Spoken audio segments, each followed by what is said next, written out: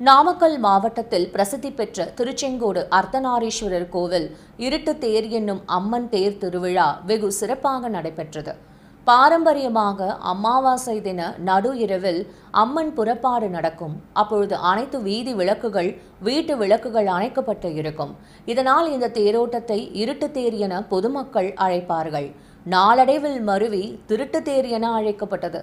இந்நிலையில் திருச்செங்கோடு வைகாசி விசாக திருவிழாவின் முக்கிய நிகழ்வாக அஷ்டதிக்கு பாலகர்கள் 4 ரத வீதிகளில் தேர் திருவிழா நடைபெற்றது.